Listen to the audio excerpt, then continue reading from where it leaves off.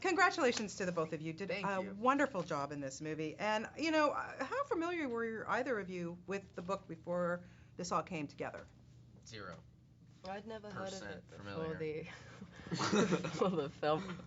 But Yeah. Alden read it in a week, and That's not true. Alright, it's not true.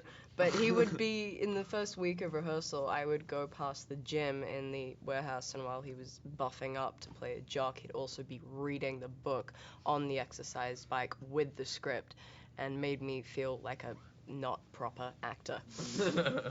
But That's why I did it.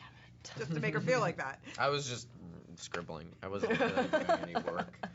So, you know, though, I'm sure you hear after the fact that it's quite popular, has quite a fan base. Yeah. And a lot of people are, you know, looking forward to Good. seeing these characters be on the big screen. Does that come with any pressure when you're actually making the film, or do you have to just put that aside and go, we're just going to do the best that we can do? I think we did. We put it aside from the beginning because we thought that the pressure doesn't actually help you do your job better. It just, in fact, it can just hinder your your relationship to the work and the material that you're actually working with now. So we wanted to, I think, work from the script and what we'd been given and in this new medium, and make sure that we left the book to always be the fans, you know, that the Lena and Ethan that they had in the story will always be their Lena and Ethan, and we don't want to try and take that or say this is what they look like, you know. But yeah. How about for you? I mean, you know, I think there's a lot of girls out there, you know, who are going to be like very excited to see you up on this big screen. I have to tell you that. Undo that button. I think you know. Sorry. I think, you know, but I had the same perspective, which is that it couldn't possibly help to try to appeal to, because everyone has such a unique vision. When you read a book, you have such a personal, that's what's fun about reading a book, is it engages your imagination, but everybody's imagination is different, and therefore there's no way to pander to every single person's vision of what it would be like. So I think what's great about the book is that it allows for this very idiosyncratic, humorous characters who are a little offbeat, and what we did and what Richard opened up to us was creating a film where we could bring our own version of idiosyncrasy and humor and offbeat quality to it. And so hopefully in that way it captures the same spirit in the book, which I think it does. Yeah. But it can, you know, you're never going to have exactly the right eyebrow color for somebody. Of course. Okay, you know, the chemistry in this movie between the two of you, outstanding. No. Like, seriously, when did the two of you know you hit it off? Because you don't always know when you get on a set and like, I gotta work with him or her. Right. This Yeah. works. Well, thank you. you. Thank you. I like that people do assume that because you had good chemistry on screen, we must like each other. Right. But we do. Which is not true. Oh, we do.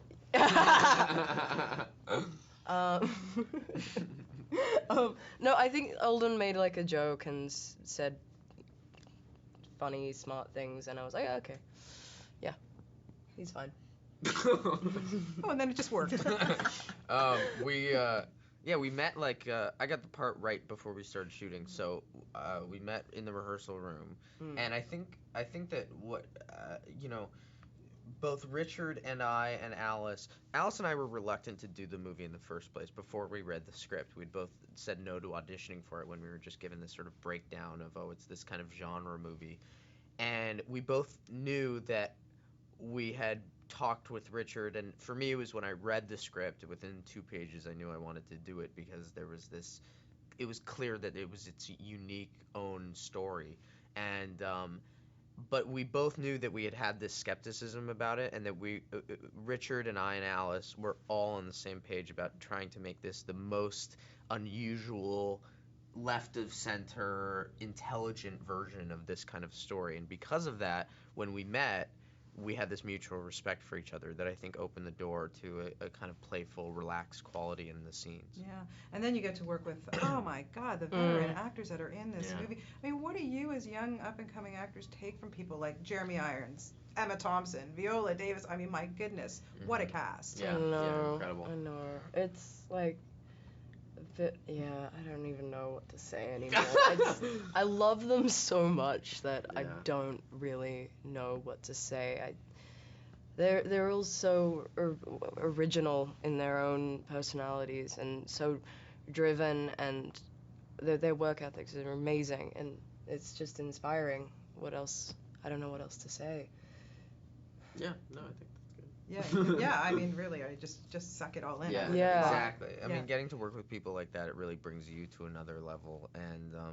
And we'd watch them on the monitor when we would be not even in the scenes, but it was like free acting class to see that. For me, the coolest thing was you see these people's performances in the film, and you see these snippets that they take that are the best moments, but you don't see how they arrive at that moment. You don't see what their take one is or take four or whatever it is, and to study the way in which they kind of keep themselves focused or play around on set or whatever it is they do to arrive at that moment was really interesting to see kind of behind the scenes of.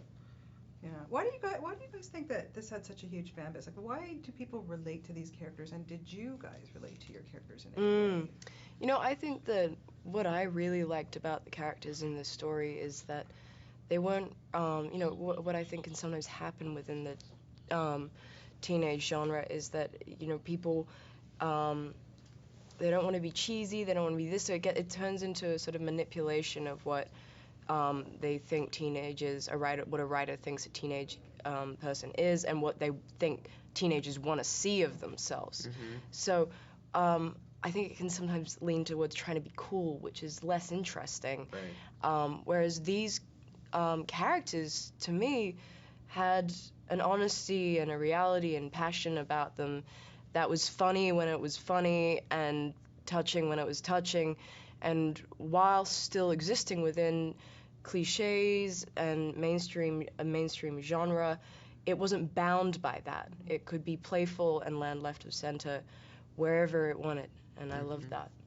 Yeah, and they're written as people as opposed to trying to capture some.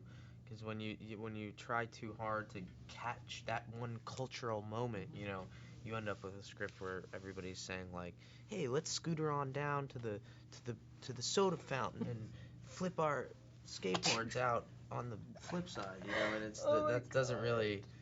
I mean, that's how me and my friends talk, but that's not really how everybody talks. Alice, quickly, I want to ask you just very quickly. Of course, your mom is the wonderful Jane Campion. My God, one of my favorite directors there is out there. But did you ever, Thank you for saying so. Oh, I love her. When you were growing up, did you ever think that this was the business that you were always destined to be in, or were you not? I Sure. just don't remember a time when where stories wasn't the way I looked at the world. It was the only way I ever sort of could understand society and life was by imitating it, and in whatever capacity I can hope to do so. And my mother definitely, her influence was so huge, and I'm so proud to have been influenced by her. I don't know where the influence began, where it ends.